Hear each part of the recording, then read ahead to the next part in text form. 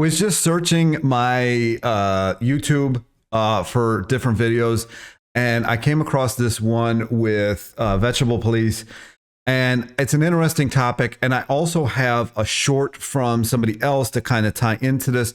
So let's get started. I probably will watch the majority of this video, and I have to cut in because, and I think we're back. Time for another vegan to leave veganism forever.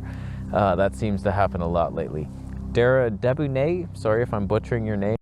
I never really was a fan, I'll say, of her at all.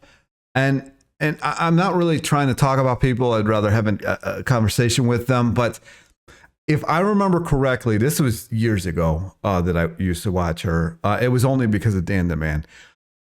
She was another one of these barely eat anything, eat a ton of fat, eat fruit, you know, like occasionally. If I remember correctly, I could be wrong. And that's who you see mostly leaving the vegan community. And I did a video about that. And if I somehow remember to do it, I will link it somewhere in this video or at the end of the video or something so you can watch that. Actually, you know what? I'll link it at the end. Remember her from Dan McDonald days? She's carnivore now. Oh, and they're all going there. From the only one who has made it back. I feel like I've died and come back, and it's like, look, what's on the other side? As an ex-vegan, ex-carnivore, I have warnings. I have the opposite. So I was keto, carnivore, and then vegan. So I kind of have the opposite trajectory. So I get it. Most people, you struggle as a vegan. You're like, what the hell, I'm farting, I have all these symptoms, you're Googling stuff. Here's the thing. People either try to make it so it's exactly like what you came from. So like they're making everything fake, you know, like fake meats and stuff like that. Or they almost become breatharian. So you went from eating a ton of stuff, and now you are eating, I always use broccoli and kale juice and stuff like that, because that's what I saw a lot of back when I was first coming into this in 2010, 2011, somewhere in there. As people, I'm like, what? Like, and then the guy that got me started, he said that you should have a breakfast of like 1,500 calories worth of bananas at least, and you know, your day will go from there. So that's where I kind of got started. And keep in mind, I was over 400 pounds at this point. So take that with what it is. But a lot of these other people, man, I was watching them. I'm like, these people eat like no calories whatsoever. No wonder they're insane. You know, like it's crazy, or dying from, you know, dehydration because they didn't think they needed water or something nuts. And then you try, I know it's tempting to go over to that carnivore. I feel like every diet is kind of like an eating disorder, but I feel like the vegan community is the top of the chain of eating disorders. Like most of them are just barely existing, you know, like one little poke and they fall over or just turn into dust or something like that. So yeah, I don't know.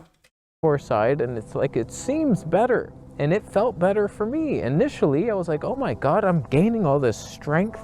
My mind is clear. What could go wrong? But like so many things went wrong. I'm losing light still. Are you joking right now?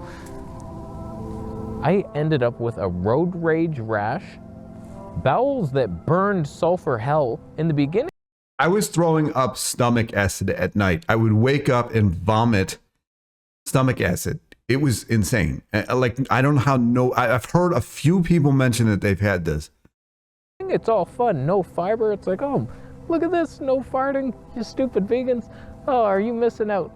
We were, until we weren't. And then it's like sulfur egg bombs, like sulfuric acid, just melting holes in your rectum. Yeah. And it hurts. All right, we are abandoning that. I mean, speaking of which, I've told this story before, and yes, I'm cutting in a lot. So if you don't like that, I don't know. I used to do a 60-minute a day walk back in 1999 into 2000. And I was so acidic at one point when I was doing keto that I had a drop of sweat drop on one of my pairs of glasses, and I couldn't get the drop off, and I couldn't figure it out. So I threw them on the couch, finished my walk on the treadmill, and picked them back up and realized that my sweat was so acidic that it ate a hole through the lens of my glasses. This is keto life. Shot. So as someone who has seen both sides, carnivore and vegan, they're both cool. I'm with you, but Dara right now is facing the honeymoon phase where it's like, oh my God, I can't believe this mental clarity. I'm no longer bloated. I have energy. Like everything seemed great in the beginning. It was like all steam ahead. Who cares that we killed animals? Like whatever, man, I had to do what was necessary for my body. It's selfish, but it's healing. I don't care anymore. Like I tried your path, you vegan hobos, and it didn't work. Well, eventually, something happens. It gets too acidic. I don't know what it is. Carnivore. Your liver and your kidneys can't handle it anymore, and it starts creating too much urea, and it wreaks havoc. I'm not going to go into that whole thing, but it wreaks havoc. And then your liver and your kidneys, and you're like, they're like, I don't know what to do. And then you start throwing up, stomach acid, can't sleep at night, hair starts falling out, smell like ammonia all day, start gaining weight in most cases, and you can't figure out why. And that's, it's more than just that, but it's because of that. Look to blame the oxalate dumping. That's not even a thing. Okay, so here's the short. If this large oxalate sensitivity that we're seeing, again, this wasn't really a problem in previous generations because we saw, there's entire tribes that consume sweet potatoes for their bulk of their food. What if in an LEA state, your kidney is so burdened from the electrolyte imbalance, the water fluid imbalances that it has to deal with, that it's easier for the kidney to just stuff these things to the side and store it because it doesn't have the energy capacity to properly detoxify it and put it in the urine for you to get rid of it. Wouldn't that be a freeing thing to think about? Like, yes, maybe again, it's not the oxalates that is the problem. Like maybe it's the fact that you're just in this LEA state and that's the problem. Like too much oxalate coming in from spamming spinach smoothies, I would not necessarily recommend based off of what we've eaten. I don't recommend that at all. At all. Eaten in the past based off of what research I have seen has shown, endogenous oxalate production seems to be more the. Here's the thing, and man, I'm cutting in a lot. When you juice greens, you could not eat that amount of greens. However, in a smoothie, I only would make a smoothie of the amount of fruit that I could eat in one sitting. If I had to go somewhere and I didn't have the time to sit down and eat this, I would only make a smoothie. So I tested it. I could eat like 15 bananas in a normal amount of time. And that's the most amount of bananas I would eat. I could not eat 2 pounds of spinach in any normal amount of time. Or like if you see, I forget what her name is, that one doctor, she jams an entire 1 pound tub of kale and then 3 bananas in a thing. You could not eat that amount of kale. You couldn't. Or juice, or you juice it. You couldn't eat that amount. So why are you doing it? The potential issue, like you said, that's very freeing. If we can just address the LEA and then we can handle more oxalate containing foods. And again, if we cook. I'm going to stop this here. This is like a 2-hour video that they have on this. Somehow I managed to watch the entire thing while sitting on my ugly Fraser chair couch over here, or chair. It was a good video. I might actually review it, but she finally did follow me on my Instagram. Go check that my Instagram out. So I'm going to ask her if we can do an interview. It's this time of year, getting a hold of people is not that easy, especially if they got kids, which she does. So I'll probably start trying that next, year. Create oxalates. We need calcium to buffer it. You now no longer take in calcium, and that's why you're feeling all these symptoms. And don't get me wrong, I'm also doing low oxalate. I don't need spinach in my life. I'm weary of the oxalates, but I don't try to go with 0% oxalates. You'll never get that. But do I need spinach and Swiss chard and beets? No, thank you, right now. But carnivores end up blaming oxalates for everything, and I think it's the uric acid that's raising. That's what I just said. In their body. It's urea, and your body, there's so much of it because you're eating so much protein. There's so much toxic byproduct because your body just starts shutting down. Your liver starts getting, you start getting fatty liver, and they start blaming sugar. You're not even eating sugar, you know, like make it make sense.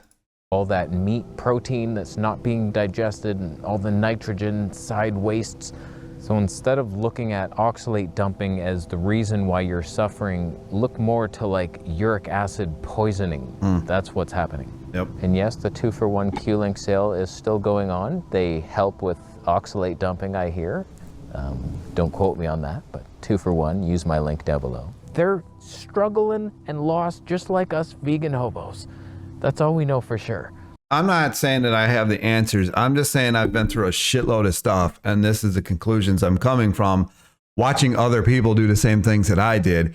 And the euphoria that you absolutely go through in the beginning is insane.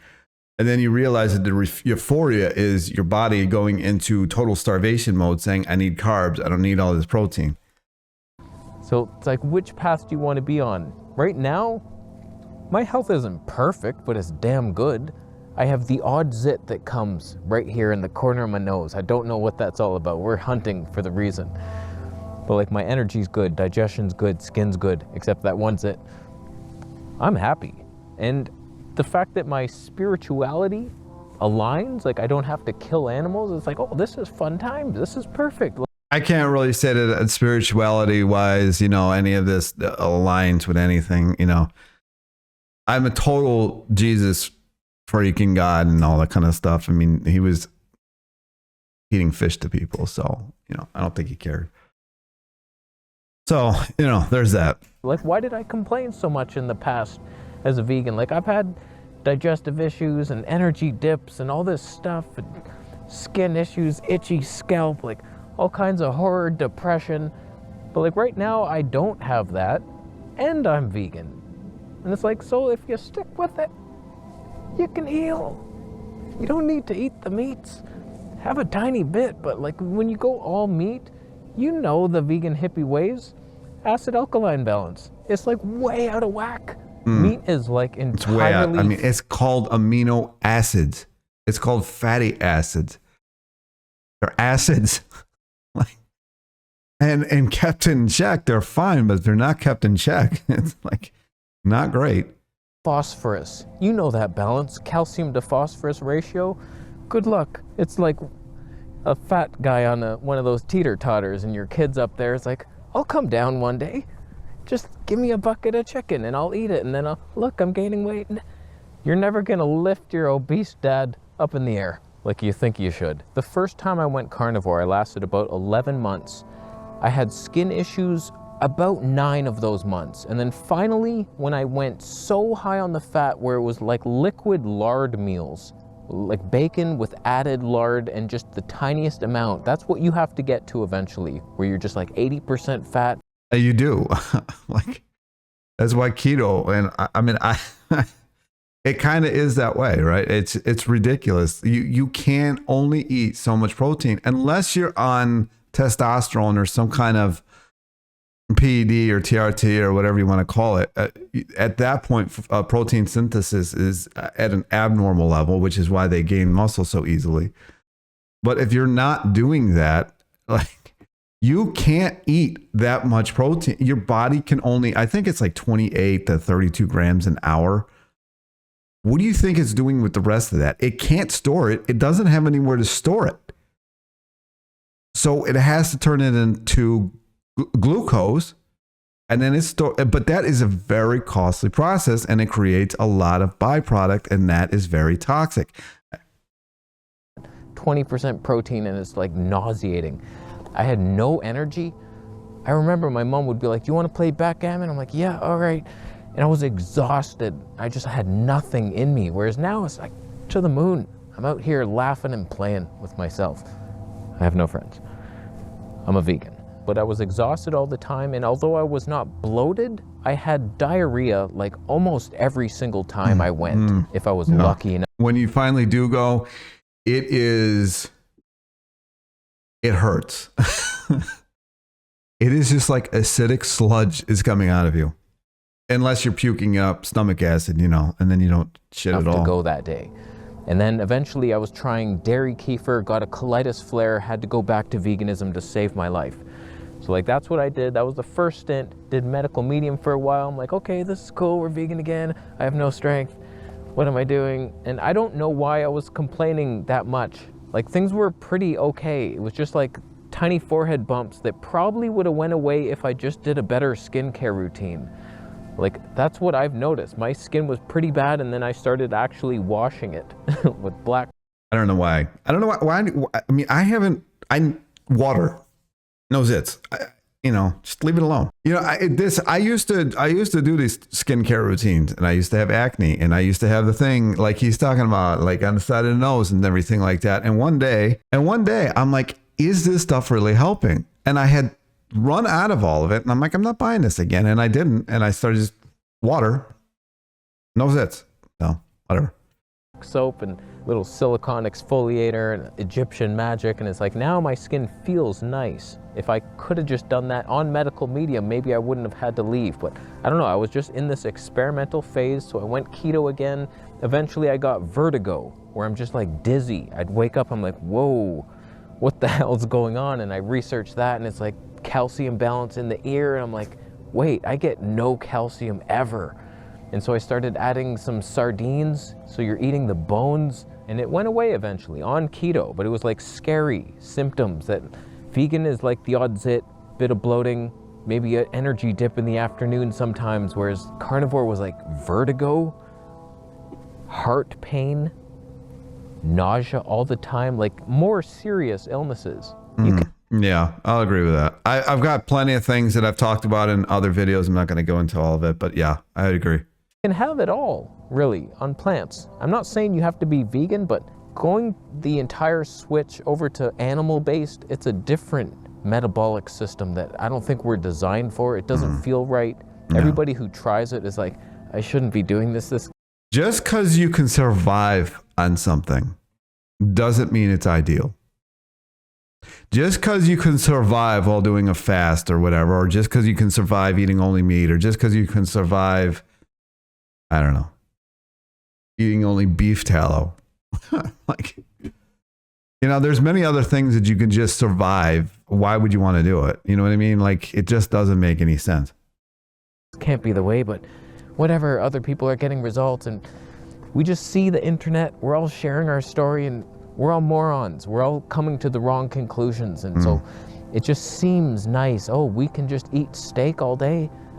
They're doing okay. Are they? I mean, I love the taste of steak. Don't get me wrong. I loved it. I mean, I loved it. But I would immediately, afterwards, after eating a steak, I would immediately get bloated or like water retention, really bad.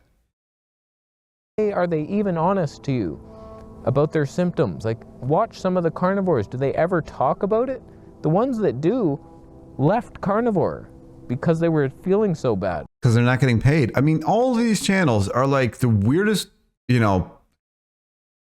circumstances. I don't want to get into that. Most of them are just like, I never have an energy dip. Nothing ever happens wrong. Life is perfect. Follow me. Butcher box down below. Affiliate link. Yeah, take my protein powder. Things like, these are fake people. I honestly don't want to scare you away from the carnivore diet if you're feeling good on it. You're going to feel good on it for a certain amount of time. How long is that? I don't know. How long does it take for your liver and your kidneys to kind of check out? I don't know. And when that happens, you'll know that it was too long. Worried for you because it just happened to me. I never had such terrible issues as a vegan. It was just minor stuff. So I don't think it's what we're meant to do. These aren't sheepskin gloves. What are you talking about? I'm vegan. I would never. I have a sheepskin coat too. I bought it as a carnivore. Now I have to wear that. Okay. I think we got we squeezed all of what we can out of this video. Again, if you're going to do it, you're going to do it. You're not, watching my video is not going to change your mind, like for the most part, unless you're like, oh, this sucks. He was 15 pounds. Thought he was fat. And then he went, keto carnivore, got down to maybe 205. And then over the course of the next 10 years, got to over 400 pounds. The last documented weight I have was 405 by the doctor. The last weight that I saw myself at was 422, which was unofficial. It was at the West Side Market in Cleveland on a Toledo scale in the far corner of the West Side Market. If you've ever been there, you know what I'm talking about. You can stand on it and it'll give you your weight. 422 was my highest weight that I ever saw. I went on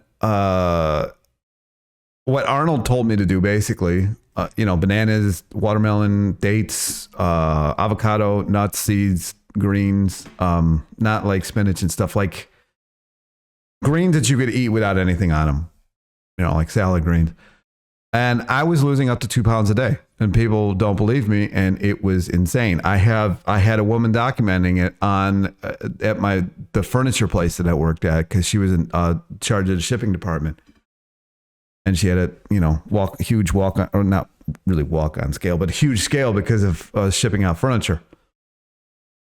And I was losing up to 2 pounds a day. It was crazy. And then Arnold told me to add in like 4 or 5 avocado a day to try to curtail that. And I was down to like a pound a day. You can only maintain that for so long. And I got down into 200s pretty quick. And then I don't feel like telling the whole story, but so I've seen the whole roller coaster. I've seen what has put weight back on me and what taken weight back off of me. I have seen what keto carnivore did to me, and I still deal with some consequences of that. And it's just like the Minnesota starvation experiment. Some of those men never got to a skinny weight again, ever. Their entire life, they were overweight and they were skinny going in. So I hope that I'm not dealing with that. And now that I moved to a city where I don't need a car, don't even have a car here. I own a car. It's not here. And I got to walk everywhere, and it's somewhat hilly. See what happens. But anyway, I'm just making this video just because I have probably even more. I know this dude switches his diet all the time, but I have long-term with a lot of this stuff. Like, I have long-term keto carnivore. I have long-term vegan, and I've never gotten to 400 pounds on vegan, but I did get to 400 pounds on keto carnivore because my body could not. I was throwing up stomach acid every night. Every night. I hated sleeping even more than I usually do because I knew at some point there was going to be vomiting, and it was ridiculous. I mean, I'm probably exaggerating. It probably wasn't every night, but it was pretty close. It was pretty close. Too close for comfort. Right? So anyway, take this video however you will. Tell me that I need to go on carnivore keto because that's what you people do.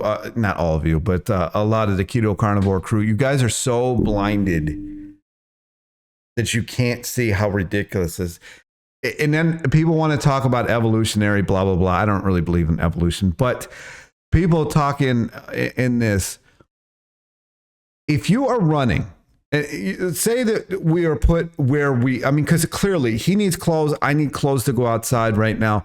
This is not our environment. So clearly we would have had to have lived somewhere else that's more apt to the meats, the birthday suit that we were given. It's going to be warmer. Things are going to grow there and trees and everything like that, like the Garden of Eden. You're running through the Garden of Eden. You're trying to catch this, animal to kill it. And you pass an entire thing of ripe bananas. Are you going to stop because the bananas aren't running to try to catch this animal? I don't think so. So it just doesn't make sense. And animals are unpredictable. They're much better at hiding than you are. Much better. So, and much faster and stronger and everything than we are. I mean, so you're not going to outrun a banana tree or sweet potatoes or potatoes growing in the ground. They're there, they're captive audience. So to think that all we did was eat meat And then they point out that in the caves, only in the caves, they don't show us growing corn or anything, but killing antelope. Yeah. Okay. So we didn't eat any of this other stuff. We only ate antelope. Come on. Case in point of this is back in the West, when the West was being built in America, there was a group of just total assholes, really, who decided that it would be a good idea to completely kill trade and everything like that and piss off the natives. And it was just basically a real asshole move. They killed every single buffalo that they could find. Every single one. Just let them there rotting. If the natives had done that, if the natives only lived off meat, they would have already done that. But they didn't. They used every morsel of the being, and as little as possible. They didn't go out mass murdering these things. They used them when they needed them, and they had agriculture for the rest. So, anyways, that's my video. It's a pretty chill video. I know it's a little maybe longer than it probably wanted to be, but here we are. I don't know. I just felt like compelled to make a video about this, especially with this oxalates. I'm really getting sick of hearing about this oxalates. All of a sudden, humans are getting oxalate issues.